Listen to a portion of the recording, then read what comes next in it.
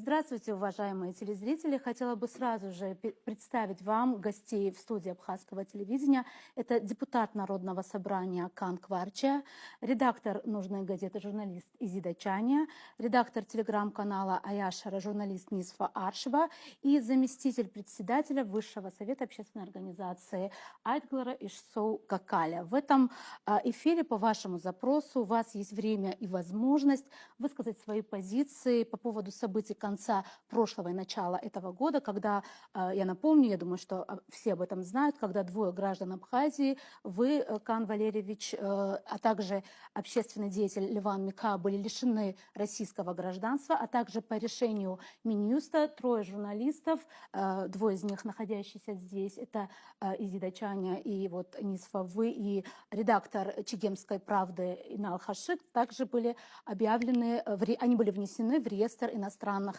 агентов. И сейчас у вас есть время и возможность высказаться по этому поводу. Пожалуйста. Дорогие друзья, дорогие жители нашей страны, тема сегодняшнего нашей встречи и нашего разговора будет вокруг того, что отношения в целом между Россией и Абхазией, есть ли настроения антироссийские в Абхазии или нет, и самый главный вопрос – отношение нашей власти, я не побоюсь этого слова, отношение к нашей власти к патриотам Абхазии. Таковым я считаю тех людей, которые сегодня сидят в студии, и тех, кого еще нету. Ну, по разным причинам. Каждого из нас знают все.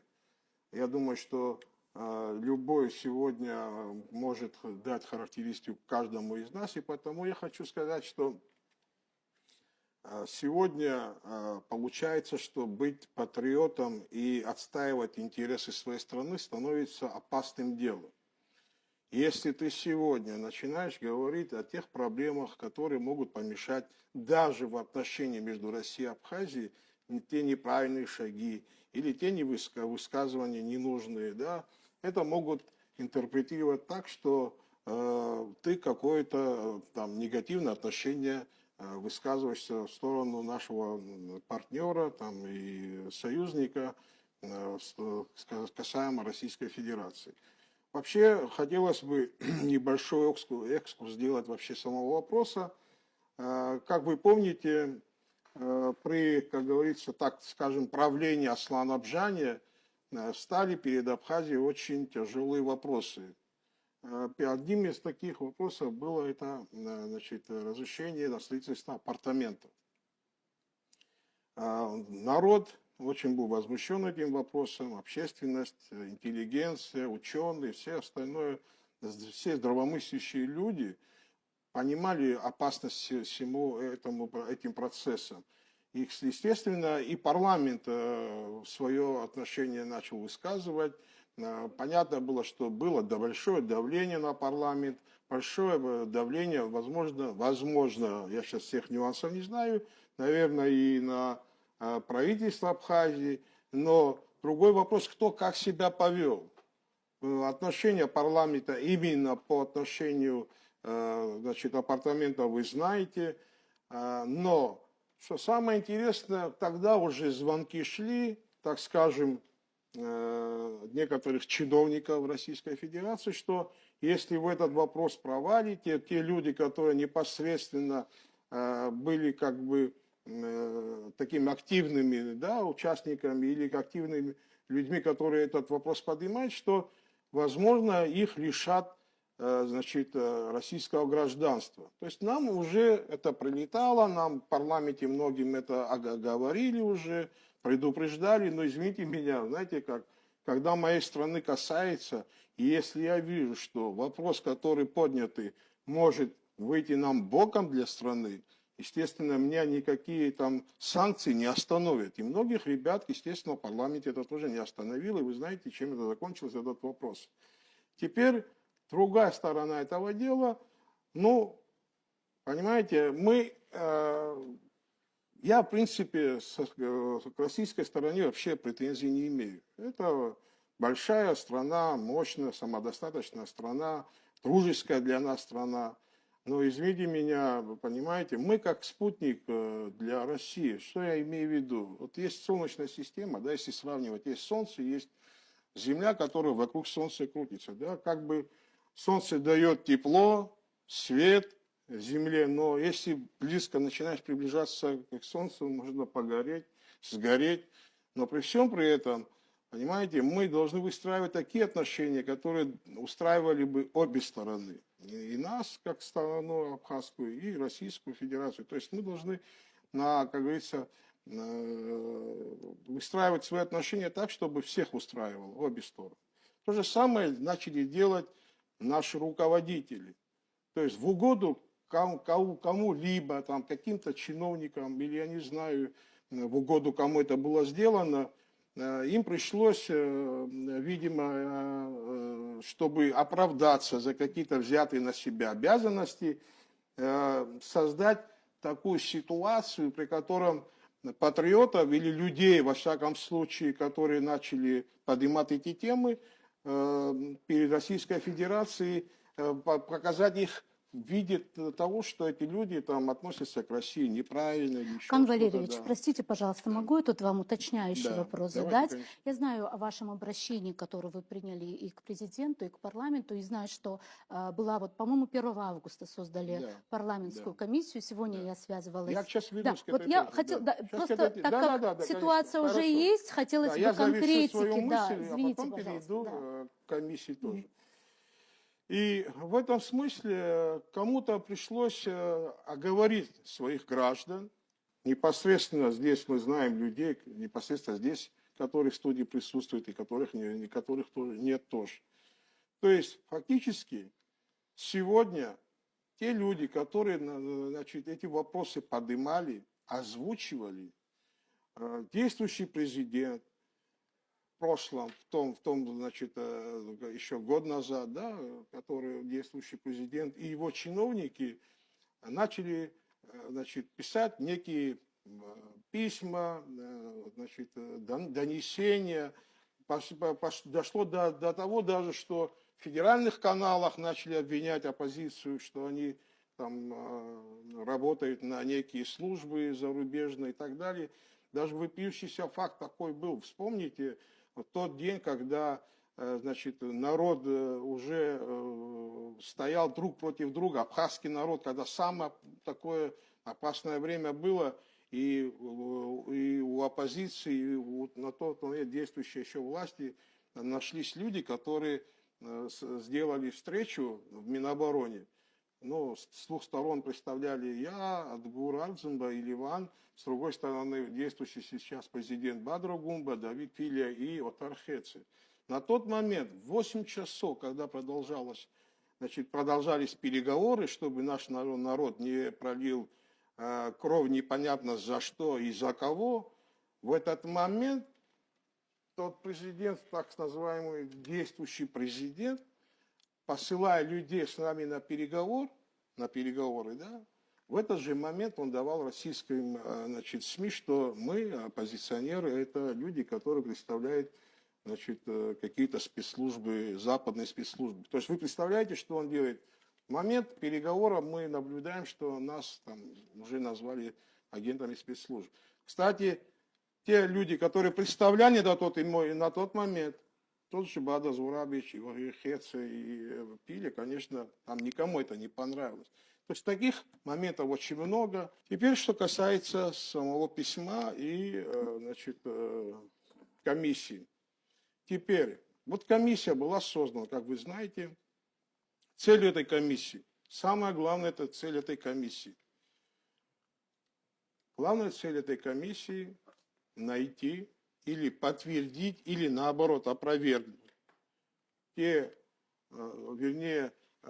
ту мысль, что в Абхазии существует антироссийские настроения, или ее подтвердить, или ее опровергнуть. Самая главная цель именно такая.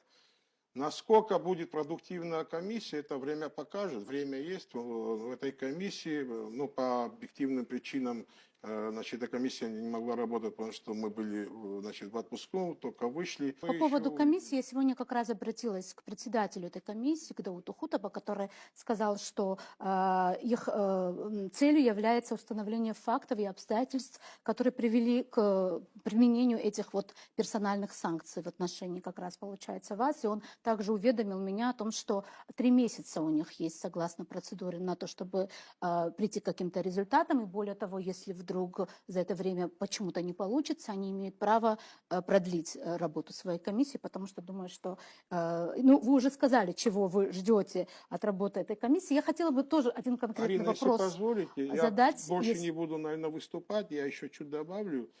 Я хочу хронологию еще, чтобы вы вспомнили.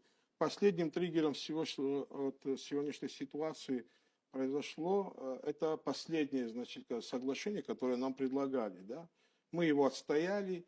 Это соглашение в конечном итоге стало причиной отставки президента, который принял, значит, и действующий президент, и весь народ понимал, что это большая была ошибка. Для меня что самое главное во всей этой ситуации?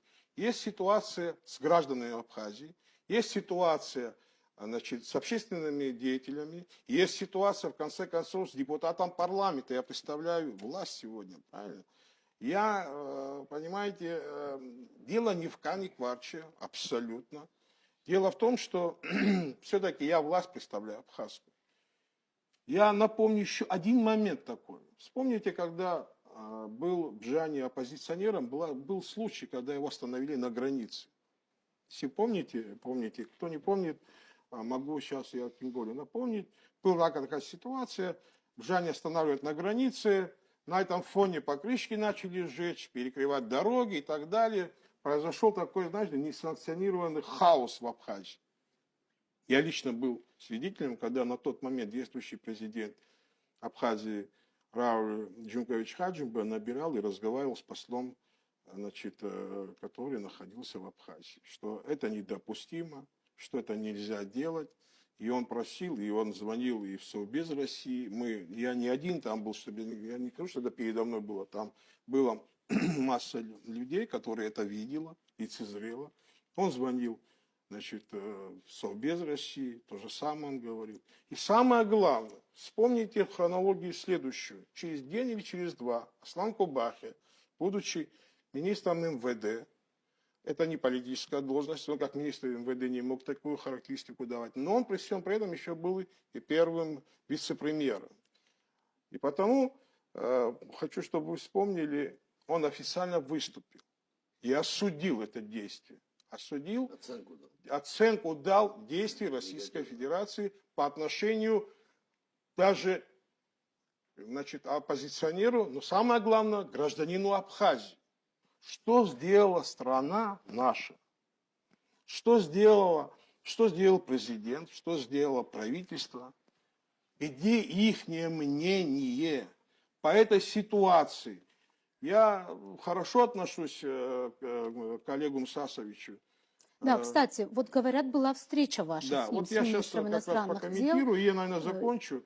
Вот у Олега Мсасовича была встреча, значит, с министром иностранных дел России Лавровым, где мы, насколько знаем, и мы в это верим, мы не имеем, значит, повода не верить Мсасовичу, что в личной беседе это все было проговорено, что эта проблема стоит, что там нет антироссийских настроений, что граждане Абхазии, наверное, все-таки погорячились те чиновники, которые это решение приняли по отношению к гражданам Абхазии. Но, при всем моем уважении к Мсасовичу, за этим должно быть всегда нота официальная, где это отражено. Мы эту ноту так и не увидели.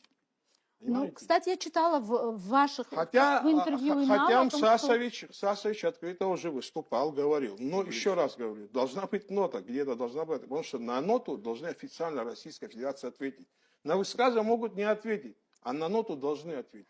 Более того, Дима, Дмитрий Михайлович, значит, Шамба, тоже один из руководителей администрации президента Абхазии, не раз тоже говорил, что нет в Абхазии антироссийских настроений. Кстати говоря, мы обратились к генеральному прокурору и получили от него информацию о том, что по запросу администрации президента, я так понимаю, в связи с вашим обращением, ведется прокурорская проверка для установления причинно-следственной связи. Он сообщил, что довольно сложный процесс, и, видимо, есть, может быть, какой-то повод все-таки дождаться. Я слышала, что вы обращались и к адвокатам, нанимали адвоката, были попытки подать иски, то есть юридически. Я слышала, что именно журналисты, да, вот Да. что-то получилось в этой связи? Тоже Сейчас Низ поподробно об Да. этом Да, расскажет. так как вот передо мной очень много документов, это как раз ответ на вопрос, Арифа, который ты задала. Да, мы все трое иностранных агентов, журналисты абхазские, значит, подали в суд.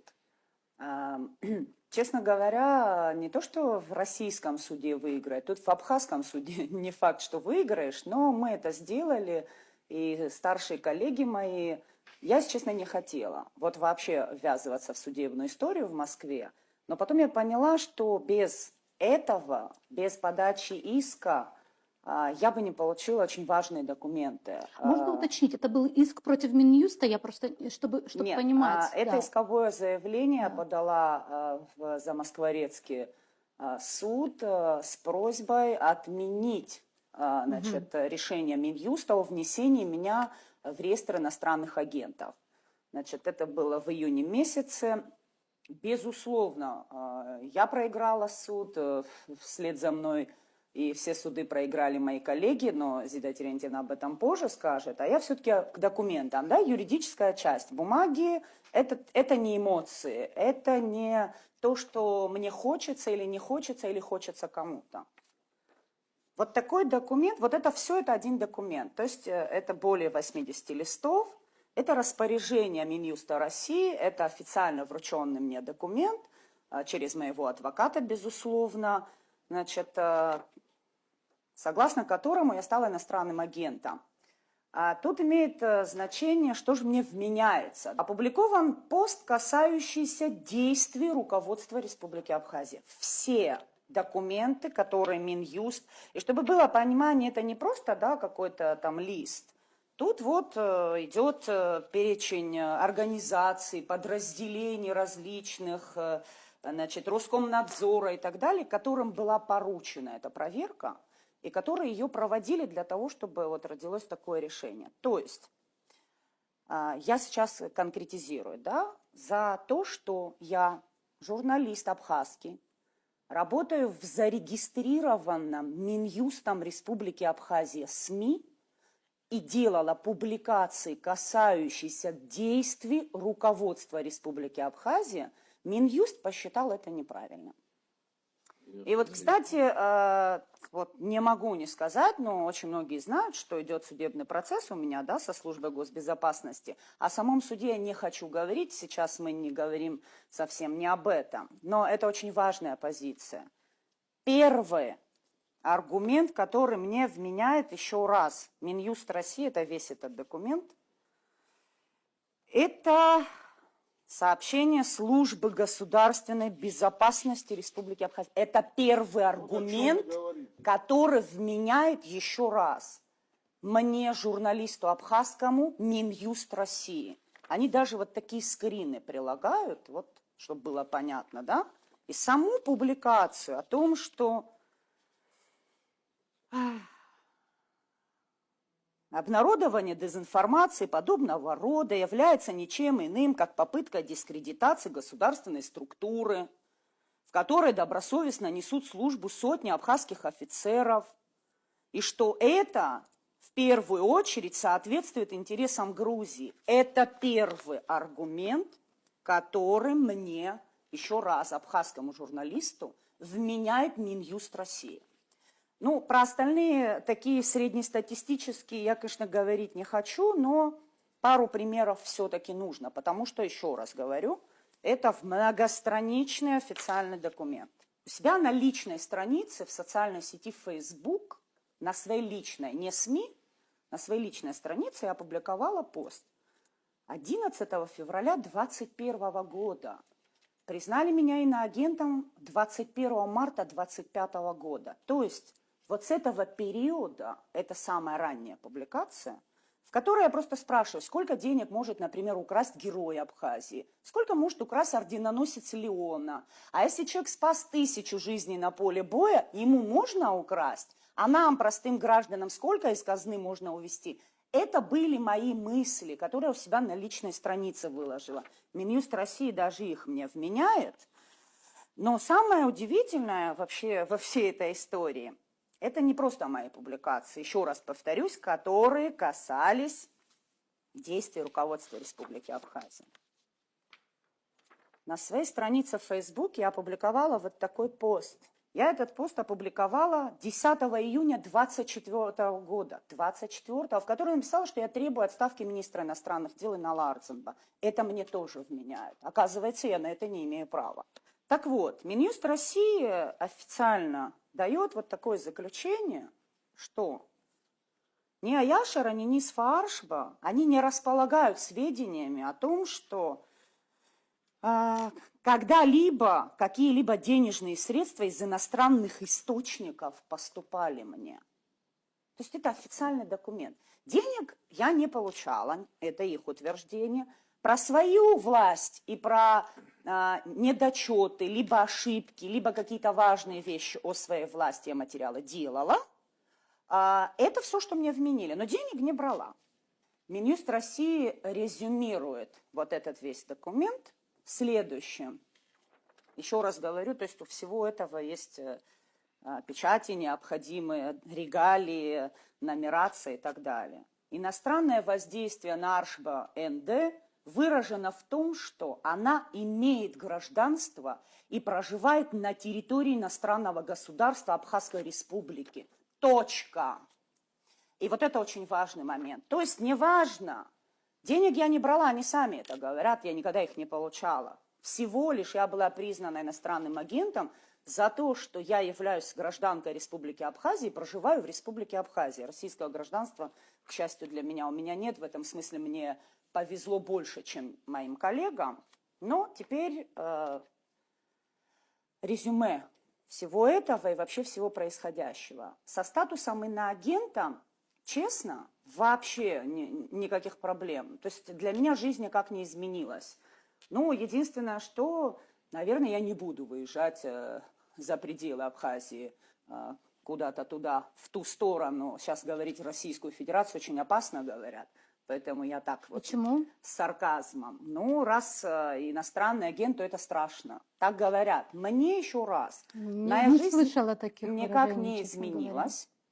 Работаю я по-прежнему и собираюсь работать по-прежнему, потому что я говорю не о Российской Федерации, я говорю о Республике Абхазия в своих материалах. А если я упоминаю Российскую Федерацию, то я это делаю с другой точки зрения.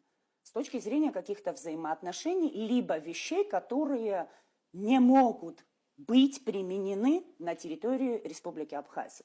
Так вот, эта история про иноагентство, про лишение гражданства, значит, про депортации, которые, кстати, до сих пор продолжаются для некоторых людей, просто они никак не выходят в публичное пространство. Но некоторые вопросы, наоборот, решились, например, с Барасом, Куджибас, и слава богу. Это санкции, да, санкции. Это давление, безусловно. И вот тут у меня очень важно, я хочу, чтобы это услышали, я по возрасту, наверное, не имею права, да, кому-то советы давать и кого-то поучать или призывать к чему-то. Но это мое мнение, я правда считаю, что вот как во время войны с оружием в руках, да, родители наши старшие, значит, свободу завоевали нашей страны. Сейчас не военное время, но это не значит, что родину оберегать, спасать в каких-то ситуациях и, ну, не нужно, но это же, мы же должны, например, у меня есть дети, внуки, да, надо передать же родину им. Я, если честно, не собираюсь ни с кем договариваться, не идти на какие-то компромиссы, либо челом бить по поводу того, чтобы с меня сняли статус иноагента. Еще раз говорю, не буду. Нисфа, правильно я ли понимаю, что вы совершенно не надеетесь на какой-то конструктивный подход, раз вы говорите, От что... кого? Ну, От власти? Да, допустим, да. Власть, которая с марта месяца, Инала чуть раньше признали иноагентом, Кан и Ливан, у них вообще декабрьская вся история, там январь, вот этот период, да. Власть, которая не посчитала нужным по поводу Бараса Куджба сказать слово, но... Ну, если Бараса вопрос решились, я думаю, что-то было сделано, может быть, мы об этом и не знаем просто. Были чиновники до недавнего прошлого, когда мы вызвали в парламент и сказали, остановите ту вакханалию, которая происходит на границе. Вы поняли, с чего началось, начали людей останавливать и так далее. Мы пригласили, весь парламент был очень озабочен этим вопросом. Пригласили на тот момент министра иностранных дел Инала Арцинба и главу администрации президента Беслана Кварча. Когда мы им вопрос задали, почему вы молчите, почему не готовят ноты, почему вы на это не реагируете. Знаете, какой интересный ответ нам был сделан? Сейчас не буду говорить, кто из них это говорил, они с этим мнением оба пришли и сказали, если вы хотите, чтобы мы защищали ваши интересы, когда мы их обратили, слушай, обратите внимание на Конституцию, что там написано. Они сказали, вы должны оставить российское гражданство, чтобы мы вас защитили. В Конституции написано, гражданин Республики Абхазия, имеющий иное гражданство, первым долгом рассматривается как гражданин Абхазии и защищает его интересы в зависимости там, где бы он ни находился. В данном случае Низ Фаршба не является гражданином России. Она была всегда гражданкой Абхазии, она никуда не выезжала в жизни, никакую за границу, никуда не летала, была всю жизнь гражданкой Абхазии, осталась. По их логике, тогда почему ее интересы не защищает страна? Поняли Да, вас, Вика. пожалуйста. Да. Вы хотите, чтобы я продолжила эту тему? Вообще-то я не планировала говорить о всех этих судебных делах. Да, мы действительно подали в Замоскворецкий суд иск, мы пытались опротестовать решение Минюста, поскольку в тех документах, которые нам были присланы, не было почти ни одного слова правды, ну, если не считать года там рождения и каких-то вот таких вот данных. То есть в основу обвинений Минюста легли просто полным текстом легли обвинения, которые звучали на анонимных сайтах, с анонимных проправительственных, пробжаневских, проинало-арценбовских анонимных каналов. То есть вот слово в слово. Знаете, вот, к сожалению, я никогда не была в Америке, но вот почему-то анонимы уверены, что я закончила в школу в Америке. И это же утверждает Минюст России. Таких абсурдных вещей там достаточно много, мне даже не хочется их воспроизводить. Тебе там 117 лет, кстати. Да, и там не очень много лет, конечно же, да. И вот как бы на основании этого мы попытались опротестовать все это. То есть, абсурд. Мне казалось, что можно приложить справку о моих доходах, тем более, что СГБ Абхазии прошерстила мои счета моей дочери, вывернула все, что возможно было еще до выборный период. В конце концов, есть счета нужной газеты. То есть те же анонимные сайты все время утверждали, что нужная газета существует за счет иностранного финансирования. Нужная газета никогда ни одной копейки иностранного финансирования не имела. Какие-то вот еще... Это тоже проверяемо. То есть есть счета нужной газеты. Я не могу эти деньги в свой карман по... Международные организации, которые здесь работают, очень тщательно следят за финансовой дисциплиной. Они присылают аудиторов, они проверяют. То есть это не Шарашкина какая-нибудь контора. Да? На самом деле вся эта информация известна. То есть эти данные мы попытались приложить, чтобы опротестовать то решение, которое принял Минюст. Конечно, наши иски рассматривать не стали.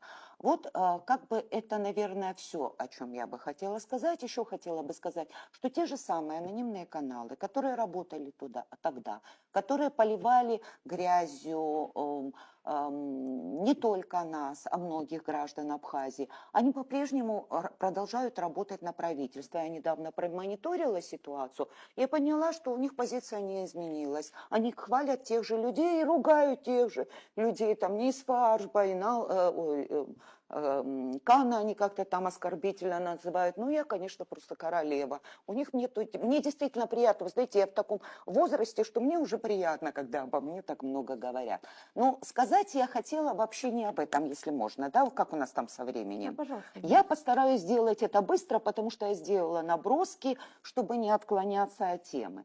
И я буду говорить о смысле репрессий, которые обрушились на нашу страну во время президентских выборов. О кратковременных целях, заточенных под личные интересы отдельных людей, находившихся и находящихся сегодня во власти. Хотите, определите эту цель как апартаменты, как инвестсоглашение, передачу абхазских земель в собственность иностранного государства или олигархов, неважно, как их определить. Смысл у всех этих действий один – девальвация идеи абхазской государственности. Понятно, что для достижения такой цели необходимо было решить ряд задач. Подмять под себя правоохранительные органы, правосудие, зачистить информационное поле, уничтожить альтернативное мнение и подавить свободомыслие в любом виде. То есть оппозиция и независимые СМИ надо уничтожить, и жизнь сразу превратилась. Да и мы, собственно говоря, уже видим по информационным сегодняшним агентствам, как она сразу превратилась в сплошной праздник, заиграла новыми красками. Мне бы не хотелось, конечно, отклоняться от темы, но я все-таки скажу. Не могу я это не отметить, что отсутствие конкуренции, я имею в виду вычленение, выбивание независимых СМИ с информационного поля, пагубно сказывается и на государственных СМИ, которые превратились в безликих копирайтеров и, по сути, ретранслируют официальную информацию пресс-служб. Я понимаю, что вы это ведь немного... продолжаете Вы работать же... тоже, да? То Я есть это нет, вы я что, не вы стали... продолжаю работать, в отличие от НИСВы, я не Почему? продолжаю Разве вы работать. не пишете? Разве нужна газета? Мне кажется, я читаю ее. Ну, Да. тогда открой сайт нужной газеты и посмотри. Нужная газета В не телеграм-канале я В вроде бы... телеграм-канале это не я. Но это другая, в общем-то, тема профессиональной деградации и этики, о которой не мешало задуматься не только задуматься всем гражданам Абхазии. Возможно, на телевидении следовало бы провести по этому поводу очень серьезные диалоги, потому что обрушение независимых СМИ – это очень серьезная проблема для государства, которое объявляет себя по Конституции демократическим. Но я вернусь к нашим баранам и напомню, что начиналось все с лоббирования проекта закона об иноагентах. Не прошло. Общество не согласилось на создание такого инструмента подавления свободы слова, свободы мысли, свободы шествий, свободы демонстрации и других свобод и гражданских прав человека. Тогда лишили господдержки независимые СМИ. Тоже безрезультатно независимые СМИ продолжали работать и без господдержки. Пошли на откровенную ложь. Добрую половину политически активных граждан страны голословно обвинили в работе на спецслужбы иностранного государства. Тон задавали первые лица государства. МИД так вообще просто из шкурки вылез, сменил свою парадигму, и вместо внешнеполитической деятельности министерство занималось сугубо лоббированием закона об иноагентах и обвинениями в адрес граждан Абхазии. Я думаю, что это времена недавние, и все мы помним, что творил Инал Арценба, эту вакханалию, которую он устроил. Используя абхазские и российские информационные ресурсы, анонимные вбросы проправительственных телеграм-каналов, они подготовили почву для репрессий, которые произошли полгода назад. Для смирения самых неугодных обратились за помощью к России. Так у нас появились депортированные граждане Абхазии, в числе которых и репатрианты, герои Абхазии, лишенные российского гражданства. Да, и Кан, и Ливан, они воевали за наше Отечество. Но представители старейших независимых СМИ, по сути, всех независимых СМИ, получили статус иноагентов. К последним принадлежу и я. И, конечно, возникает вопрос, а есть эффект у всех этих выборочных репрессий? Конечно, есть. Страх попасть под жернова истории. Простым людям всегда это очень страшно. Поэтому мы видим, как замолчала оппозиция, независимые СМИ, которыми мы так гордились. Я вам напомню, что 10 лет назад наши президенты, выступая с различными речами, говорили о том, что, с гордостью говорили, о том, что в Абхазии существуют независимые СМИ. Мы знаем, что Иностранные журналисты, приезжая к нам, всегда очень удивлялись и восхищались тем, что у нас существует независимая пресса. Да, остановлен процесс репатриации. Гражданское общество запугано и боится даже размышлять на темы болезненные и актуальные для нашей страны. Сегодня власть вроде как сменилась, но по всем признакам это продолжатели дела Бжаня. Я недавно просмотрела поручения президента, о которых очень много сегодня говорят, да, их обсуждают, в том числе в какой-то такой неописуемый восторг пришли даже некоторые бывшие представители оппозиции, да.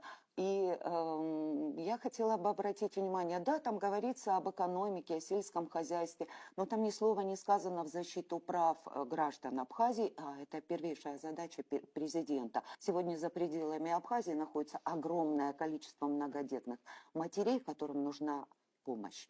Эту помощь ни в одном поручении Бадры Гумба помощи этим женщинам не присутствует. Я мониторила различные информационные агентства, и мне на глаза попалась информация о том, что в Белоруссии по каким-то там очень сомнительным предлогам осуждены там журналист, какой-то проповедник и так далее. Они обладают двумя гражданствами. Они обладают гражданством Белоруссии и гражданством Польши, но живут в Белоруссии. Польша вступилась за них. Руководство Польши просто ведет боевые действия. Боевые действия, это я, конечно, говорю в кавычках, с руководством Белоруссии, защищая права своих граждан. Я очень позавидовала польским гражданам. И немного личного. После июльских событий 1989 года меня уволили с работы по требованию грузин. Это было в Абхазской автономии Грузии. Оказывается, я не там была и не с теми находилась с 15 на 16 июля. Спустя 35 лет история повторилась. В независимой республике Абхазия опять выяснилось, что я опять не там и не с теми. И меня по просьбе Бжания признали иноагентом в России. У нас есть некоторые отличия от других стран, где установлен авторитарный режим. Нам, гражданам Абхазии, делать ноги некуда.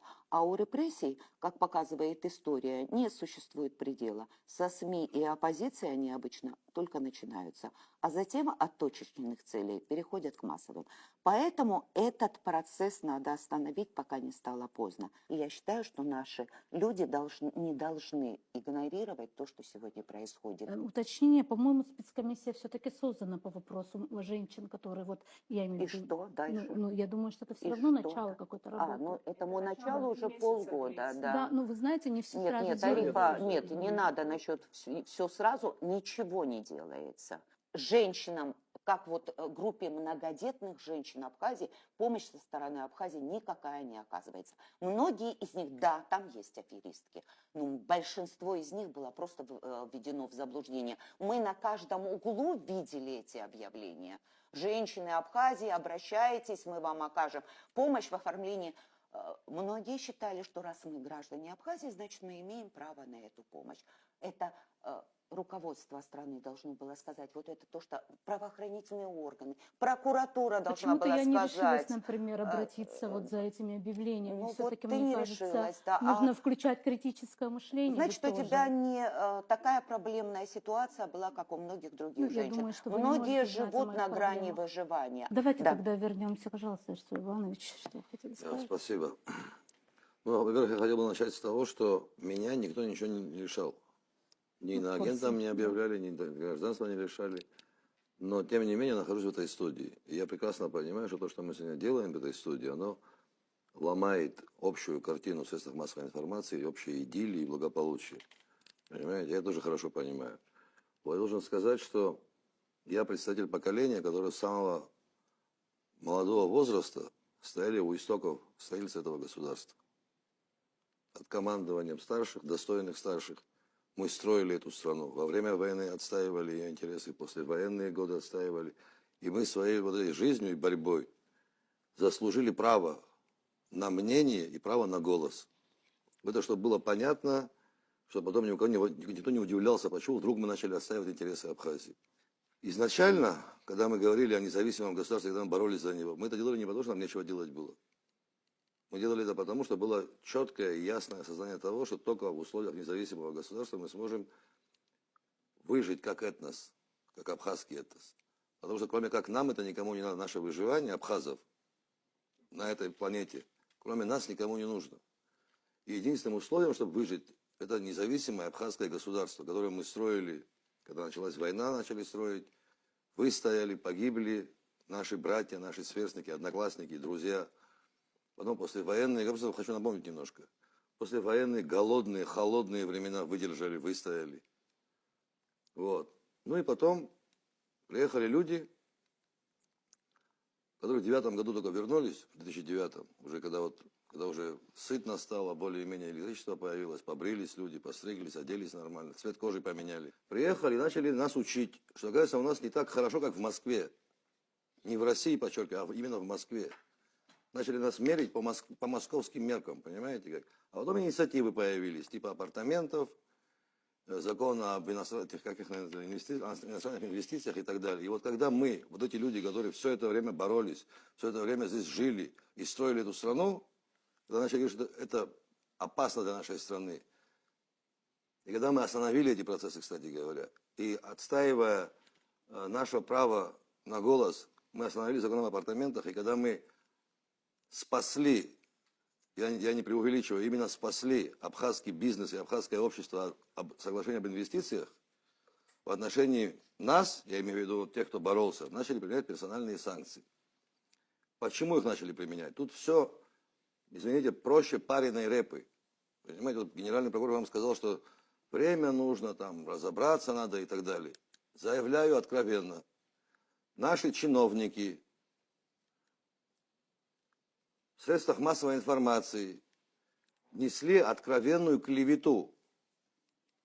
Они заявляли, что в оппозиционной среде есть люди, которые работают на западные спецслужбы. Эти заявления есть. Мы вам их предоставим. Может, через вас Генеральную прокуратуру передадим, может, на них так больше поверят. Вот, есть видеоматериалы, есть документальные свидетельства. Начиная с президента, экс-президента и заканчивая чиновниками рангом пониже. Понимаете как? Они натянули на Абхазию виновность перед Россией своими действиями. Это подделали, преподнесли как нашу борьбу с Россией. Какой-то бред сивой кобылы. Ни с какой Россией никто не воевал. И воевать не собирался, мы не сумасшедшие. Мы не хуже Аслана Бжания понимаем всю ценность добрососедских отношений с Российской Федерацией. Мы эти отношения выстраивали задолго до того, как он им занялся. Мы выстраивали на своих рабочих местах, выстраивали. Я лично этим занимался. Отстаивая интересы русских граждан, граждан русской национальности в Абхазии, защищая их имущество от тех, кто рядом с ним воевал с нами потом. От них в том числе, когда они занимали их квартиры и там судебные решения подделывали. В том числе, хочу это, чтобы это было четко, ясно, понятно. Понимаете как? Поэтому у меня вопрос. После всего, что случилось, мы должны снова объяснять нашей власти, что они должны защитить наши права, права вот этих людей.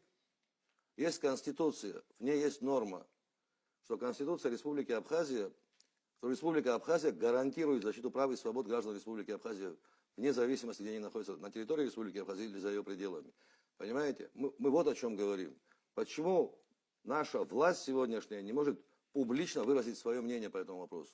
Хоть какое-нибудь, они за или против, они согласны с этим или против этого. У нас сегодня наблюдается формирование новой элиты, покладистой и на все готовой. Это процесс разрушения абхазского независимого государства. Мы так это видим, и мы имеем право на то, чтобы это видеть так. Мы это право заслужили. Мы не туман, мы не облако, мы не рассеемся, мы не умрем. Мы здесь жили и планируем жить.